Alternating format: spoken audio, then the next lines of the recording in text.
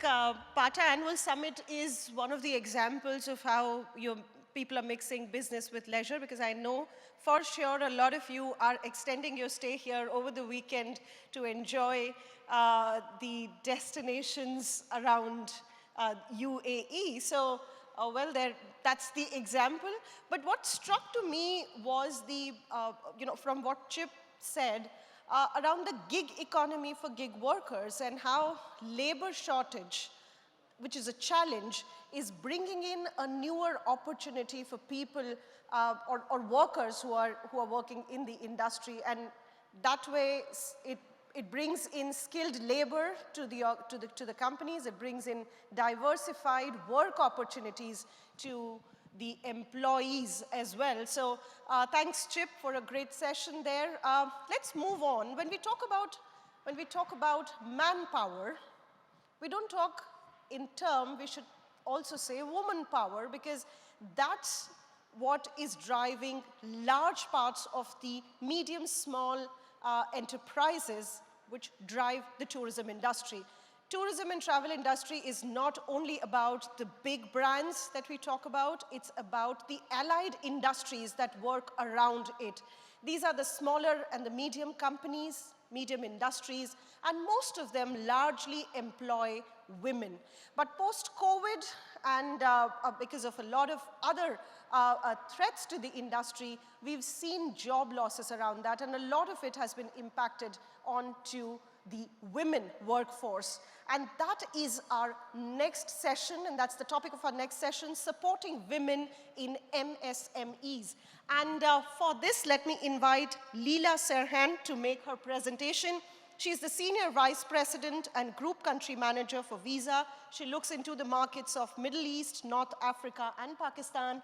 And while her role is all about digital payments, she's been having a big focus on making digital payments easier for women-oriented businesses. Leila, for you.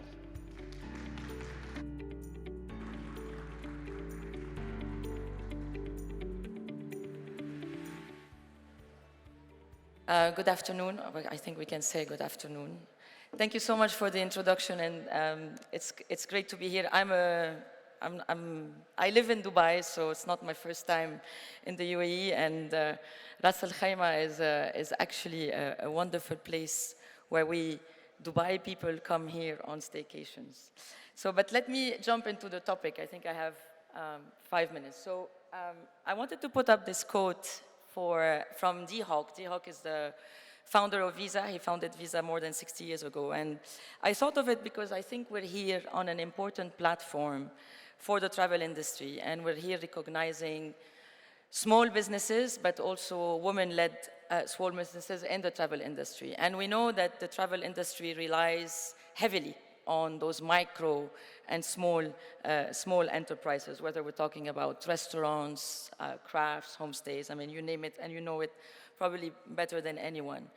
But what we forget often is that many of those micro and small enterprises, failure is a daily struggle, and they face a lot of failure. And dealing with failure is probably their biggest concern and their biggest challenge. And for women specifically. And platform like this one, associations, actually help many of those women and small enterprises deal with failure by providing the right support and guidance. But since we are in the UAE, I thought of sharing some numbers around women entrepreneurship in general, not necessarily in the travel space, but I believe these are globally universal. And so we ran a survey at the beginning of 2022 with female entrepreneurs in the UAE. And what we found out is that almost 9 of 10 face challenges securing funding for their ventures. And 76%, and I think many entrepreneurs would relate to that, actually use their personal savings to start their own business. But the other side is as well, 40% admitted that gender stereotypes have negatively affected their decisions on the kind of businesses that they wanted to go to. And that societal disapproval or approval has actually charted the course of their career choice or business choice. That's the bad news. There are some good news, I think, and on the positive side, many of those women entrepreneurs actually have said that they are going to use funding to invest in tech, and I think we've been talking a lot about technology. And half of them actually use both online and offline channel to sell their goods and services. So women actually are online much more than men, and this is what our survey has shown. So while we recognize those challenges, one of the things that we've done is launching a specific initiative for women-led entrepreneurs called She's Next. And through this program, we really look to micro, small enterprises founded by women, where we not only provide them with funding, but also provide them with mentorship, coaching for a full year, so that we help them actually grow their business, but also open up new opportunities for them. And since we're in a travel conference, I thought of sharing one of the winners of this year. Those two young ladies are from Egypt, and they created this company called Bellies en Route. They used actually their love for food to create this new travel experience for travelers coming to Cairo and take you a little bit off the beaten track of Cairo to experience Egyptian food the way Egyptians actually experience it. And those two are winners of our She's Next initiative this year, Bellies en Route. Remember them when you go to Cairo. On top of funding, so we talked about networking, funding. The last part is obviously training and education and disseminating knowledge. So many of the things we do actually with digitizing small enterprises is also helping them gaining the right money skills and business skills. And we partner with many platforms to do this. Here, I wanted to share one of the partnerships we've done in Pakistan with Daraz, which is kind of the Amazon of Pakistan. Some of you in Southeast Asia would know the name Daraz. And through the Daraz University, we've actually trained more than 3,000 small business owners on those practical business skills and practical money skills, so that we help them not only get online, but also get more formal in their journey of growth. So these are the things that we're doing: networking, funding, and training. But I look forward to discussing this a little bit more in our panel. And I believe the moderator for our panel, which I need to introduce, is Stephanie Zubiri, who is an editor and contributor at Tatler Homes Philippine, Travel+Leisure C, and Philippine Stars. So Stephanie. Thank you.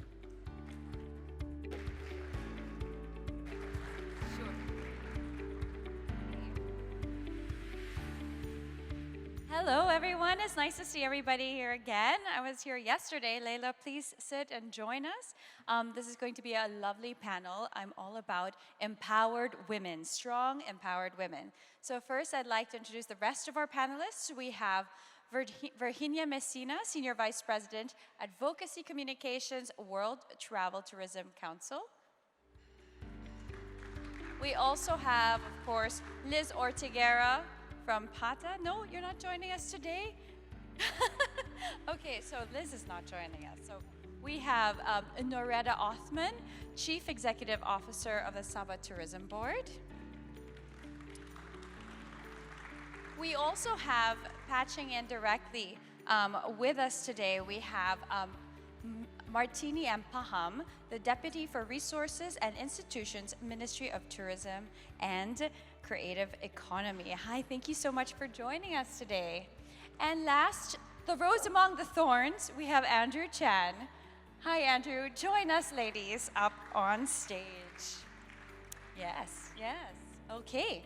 All right, so today's going to be quite an exciting topic because, you know, one of the staggering statistics that I've read is that the majority of roles in tourism, 54% in fact, according to WTTC research, is occupied by women, 54%. Cheers to us women. However, not enough are in senior or strategic roles. Now, how can the industry address this issue. Now, I'm going to speak first to Minister Dia Paham because I know she's on a time limit. Hi, Minister. Let's have her face here. Hi, Yes. hi everyone. Assalamualaikum warahmatullahi wabarakatuh. Pleasure to be with you all, even though I'm only present by online. So, just like what already mentioned by Stephanie, that it is, even though that 54% of the workforce is are women, but unfortunately, most of them still on the middle low management level. And even though they also have held a business as the owner of the business in the SMEs, but the productivity is still quite low. So how can we respond on the situation? Is of course, for us, we need to give them the right tools in regard to training, access to knowledge, training program for upskilling and reskilling, and also for the new skilling, because we need to, to give them also opportunity to have new skilling, particularly in terms of sustainability and to the digital platform, etc. And also, not only training, but also we also have to give them the access to financial management, business process management, as well as access to market.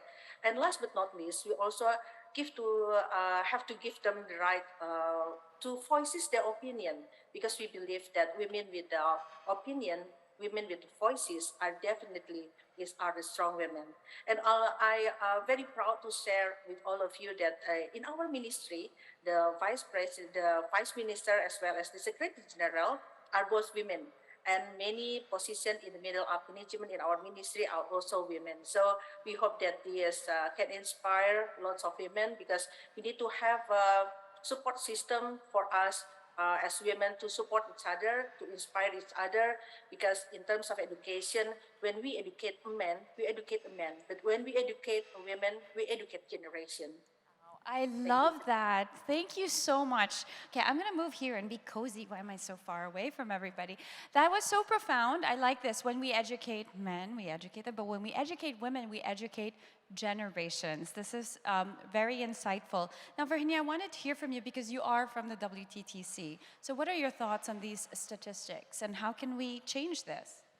Absolutely. Well, in terms of the data, I think the figure you're referring to is actually an estimate. Obviously, as we know, our sector is big and it has different industries. And the reality is, my friend here from the airport industry won't let me lie, we still have a long way to go when it comes to female representation. And so the 50% is an estimate for all the sector, but when we look at the individual industries, some industries are doing better and some are still on that path. So one of the things we need to do is collect more data, right? We need to understand what the actual picture looks like, and not only at leadership levels, as you were just mentioning, but also at the SME. So we know unfortunately, how many jobs we lost during the pandemic. According to our estimations, $4.5 trillion were lost in 2020, and we know women and minorities were disproportionately affected. So what is it that we need to do? We've been hearing here for 2 days the importance of inclusion, of sustainability, but the reality is we need tangible actions that can get us there. And I mean, the minister in Indonesia, which I was delighted to meet a month ago in Bali, made some really good points. We need access to financial services, gender-specific financial services. We need to collect more data. We need more training, upskilling, all the great things we've heard in the panels this morning.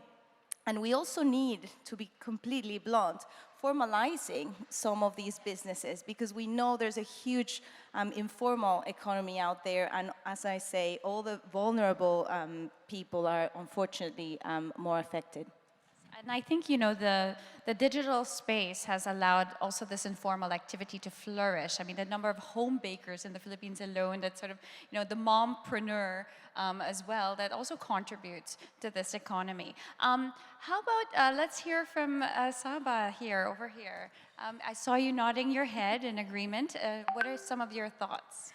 Well, I do agree, thank you. I do agree with the minister as well as Virginia. About getting more concrete facts and concrete numbers and as to how women can actually be more involved. For Sabah's context, we are fortunate that most of our craftsmanships are done by the ladies at home, and they do that apart from just taking care of their families. So during the pandemic, even our Ministry of Tourism, Malaysia, has actually embarked on e-craft, helping the ladies to sell their craftsmanships online, basically. So we've had e-shop, e-bazaar, and this has helped them to actually be included in the digital world. So part of the Malaysian strategy is also to assist the women to learn how they can actually be part of the digital world and sell their products online. And that's true. A big part of the crafts industry are all women, which also make a big part of the tourism industry. These are the things that we want to take home, a piece of souvenir of our holiday. So I'm going to take just a quick break to thank the minister from Indonesia who is here today. Thank you, Minister Paham, because I know she has an appointment at 12:15. So thank you so much. Maybe you want to say short messages? Yeah, thank you. Yes, thank you. Keep inspiring and keep sparkling, everyone. Bye-bye. Take care. So, Noredah, to build from there, do you think that there is there a cultural aspect to this? And maybe Virginia can pick up on that as well, and Leila as well. Do you feel like in different nations there's perhaps more skewed in terms of the numbers of those who are occupying these roles? In terms of crafts? No, not crafts, but in general, women in sort of higher positions and having more opportunities. I think we're lucky. We see in Malaysia a lot more women nowadays are holding higher position, even in tourism, even in hotel line or to NTOs and all that. So there is not much of gender inequality if we see it at the surface. Yeah, but even in management and all that, we have many middle management who are ladies, and they said ladies are more friendlier and easier and more versatile in terms of working, so especially in tourism line. Yeah. Leila, would you like to comment on this? Is it working? Yeah. No, I think, I don't know if there are, I want to go back to what Virginia said. We need data before we jump into conclusions. And I don't think we have the data, whether it's the country data, industry data, that can help us actually know what are the actions that we need to take. But a lot has been discussed around human capital, the impact of the pandemic specifically on this sector. And the gentleman that was online, I can't remember his name, in the previous panel, also talked about the culture of organizations and the culture of companies. And I think a lot of the things that organizations need to do is actually to re-attract that human capital is not only around creating this, this environment of respect, but also how do we put in place back-to-work program for people who have left the workforce for a while. And it's not easy. Whether it's a woman, where today many companies are giving extended maternity leaves to women. So you leave for 6 months and then you come back. That's tough. That's very, very tough. It's very, and someone tells you, oh, prepare this presentation. That's not easy. So putting in place those kind of mentorship program, giving them maybe for a period of time, 1 day off, one extra day off during the week, so they can also keep on taking care of their housework and their kids. I think these kind of measures are small, but they're important, and they are going to make the difference in attracting the right talent into the organizations. Yes. So more of an output-driven workspace. It doesn't matter if you punch in the clock as long as you have the right output, right? Andrew, let's hear from you. You know, early yesterday we were talking about this interesting insight you had about people applying for jobs. So perhaps you could share this with us. Well, thank you. I'm actually honored to be on this panel, first of all. I thought it was a mistake when I saw my name on it. But I guess this probably goes back to conversations that Liz and I have had over the years. And so for context, I run one of the largest recruitment agencies in Asia Pacific, specifically focused on the hospitality and tourism industry.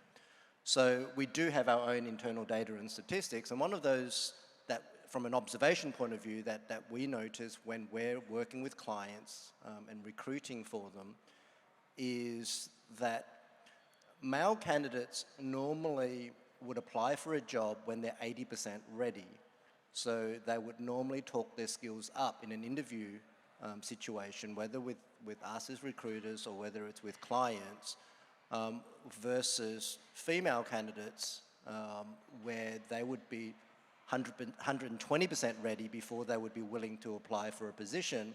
And in interview situations, they would generally talk their attributes down and pass credits back to the team.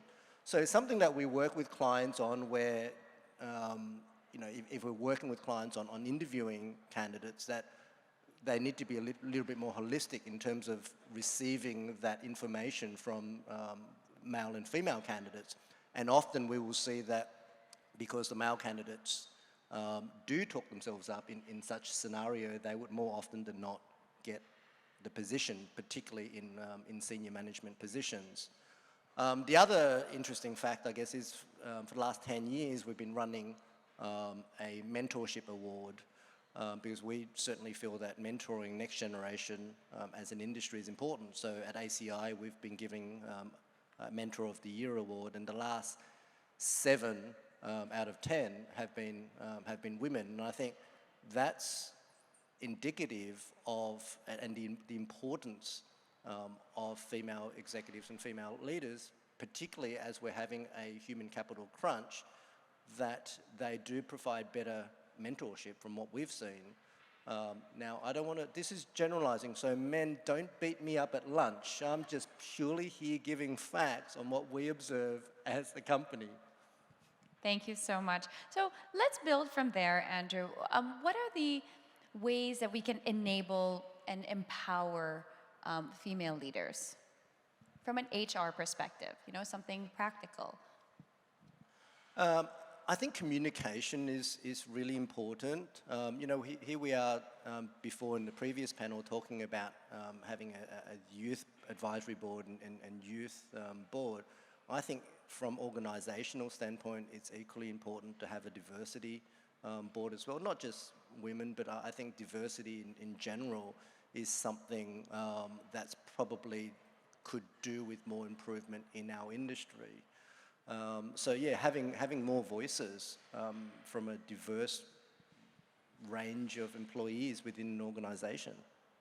Would any of you like to comment on this? Yeah? I would say also listening is important. So I totally agree with Andrew's point, and I also want to say great to have a man on this panel because I mean men are part of the transition, so they need to 100% be part of the conversation. But I think, I mean, when we look at diversity and inclusion, and it is a really broad space. I mean, we were talking with experts about 15 different identities, and so in order to be able to cater for these groups, you need to also understand and empathize with them, and that's sometimes very difficult. So I think whilst communication is critical, I think also being able to listen to these groups, to understand what some of the challenges and the gaps are to make them make that transition. So, I mean, obviously, I mean, there are new frameworks now, and big businesses like all the global companies we represent are now having to provide or comply against really tough targets. So the reality is this is not going away. Legislation is going to continue to advance, and all businesses are going to have to comply with some of these, you know, having a quota for women on your board and having a quota across your whole employees in terms of diversity and inclusion. So it's definitely, yeah, not going away. If I may add my 2 cents here, I also feel that things are changing and women are likely to lift other women up. Rather than, I think in the past we had this image of a powerful woman and it's a zero-sum game, and if that woman gets ahead then it's not me. And I feel, at least in the Philippines, things are changing and it's a much more welcoming and warm and uplifting community. Wouldn't you agree? I think, you know, that is quite hopeful as well, that, you know, all of us women should be empowering each other and not seeing each other as competition, right? Okay, let's move on to the sort of entrepreneurship portion of this discussion and really talk about the micro, small, and medium enterprises and the role this plays in tourism and how many of these entrepreneurs are women. Now, they are an important driver for the tourism industry, but they don't receive enough assistance, as the minister said, from the government or from the private sector or even organizations. So what needs to be done to address this? What are some of the strategies that we can apply to sort of help these small entrepreneurs? Perhaps Noredah, would you like to? Well, for us in Sabah, we have a group of ladies, an NGO that is called SWEPA, that stands for Sabah Women Entrepreneur and Professional Association. We also, on the state level, we also have the Sabah Advisory Women Council. So both this NGO and a state level committee meet together and discuss about what the women's future are, especially in terms of different industries across the board. And for tourism, in SWEPA alone, 22% of their lady members are in tourism. And about 5% goes into craftsmanship. And about 13% goes into wellness. So a lot of the wellness industry also part of tourism, and also most of them are run by ladies.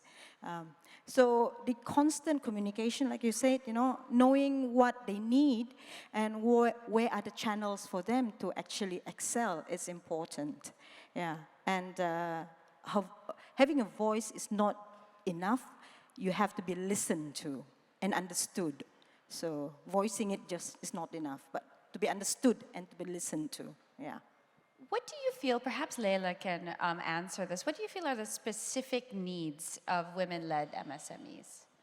So I think, we've run many surveys with women entrepreneurs, and obviously funding and access to capital is a big, big issue for them. And I would say many feel that because there's a lot of gender stereotyping, and that they feel that maybe a woman in business is a weakness and not a strength. One of the things that I've seen happening in other industries, specifically in the tech industry, is with many of the angel funds, for example, and from the country I come from, I was part of this, is when you put up a fund, you say 30% of this funding has to go to women-led businesses. These kind of, I think these kind of initiatives have helped actually many of those women entrepreneurs get access to funding without having the stereotyping that when you enter this room and you're gonna do your pitch, that is in the mind of people. And this is true, this sort of gender stereotyping often is placed upon women for themselves, right? So how do we, sometimes it's not even the men or society putting this, we are the ones creating the barriers for ourselves, because, I'm a mother, I always feel guilty about being elsewhere other than with my children, no matter what I do. And, I think, how can we change this? How can we change this in the workforce? Do any of you have any suggestions of sort of, how do we change this general mindset that yes, you can be a woman and yes, you can do it all. You can be a mother, a homemaker, a business person, and it doesn't matter because you are a person. Maybe Andrew? Well, I guess I just wanted to add to the VC scenario. I guess, pitches is a little bit like job interviews, and I think, again, this is where I would imagine women entrepreneurs similar to an interview situation where they wouldn't necessarily have that same, they wouldn't have the same bravado as a male pitcher that I've generally seen would. And I think that's where, again, I think we need to be a little bit more proactive there. And I would say, why 30%? Why not make 50% of the funding should be for women and not 30%, right? And honestly, why does it have to be specific to women? I think, it should just be non-gender. It's merit-based, right? The fact that we have to put in sort of this percentage tells you everything, right? We should be totally blind to whoever is pitching to us, as long as the project works, right? Okay, so we have a few minutes left, and I thought it would be nice to sort of wrap this up in a more, an encouraging light, and sort of send a message to the people here in the room and to women out there. What would you want to say to sort of break free and feel empowered, and how can we support each other best? So maybe Serhan. I think it's about sharing our stories, and as you say, and really sharing that it can be done. I mean, we're in travel, we're moving around. I'm I think a great example of that. I am in a very flexible and supportive environment. I have 2 young kids, one on the way. It was not just the breakfast, which was wonderful, by the way, but and I am here, and I mean, our company actually has probably at least 90% of women on the top level. So, I mean, we are very lucky. I think these changes are happening. We're seeing it everywhere. We're seeing it in different countries, in different businesses. The transition is happening really quickly, and that's great. But I think, obviously, more needs to be done. I know we've talked about data, and we're actually in the process of producing more of this data, so not just on the environmental side, but also on the social side. So just to look at wage, because disparity is another big reality, right? Wage disparity, gender parity, all of these things, and really looking at the people we employ. So we'll hope to share some of those results with you in the next few months, but I think, yeah, it's important to share our success stories as well. Fantastic, I like that. Sharing and celebrating each other, these are the success stories. Andrew? Well, I guess I just want to say to the hiring managers out there, male or female, from what we've seen, generalizing, the female candidates are normally better. Hear, hear.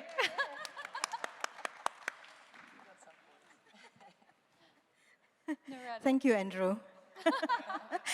He makes my life easier. Anyway, for me, my issues in the office is that there's 80% of us women. And I keep telling the guys, come on, guys, I need more guys. So it's probably the opposite. But like you said, it should always be by merit. Yeah? If he can do it, I can do it. If we start looking at gender, then, you know, yeah. So it should always be by merit. Leila? So I think network and associations, and I mean the ones that you mentioned, are a great platform for women, and I think I would encourage many women to participate, and many men as well to participate. And this goes to my second point, which Virginia mentioned. Men are a complete part of this transition and of this transformation, and we need them to be on board to make a difference in any industry, so that more female strive and more female are successful.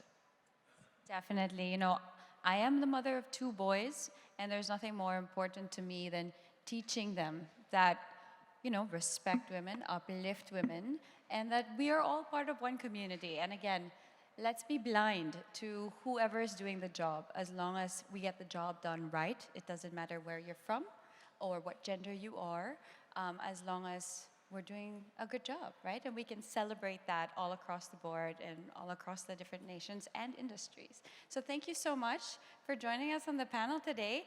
Thank you, everybody. It's been a pleasure. Thank you.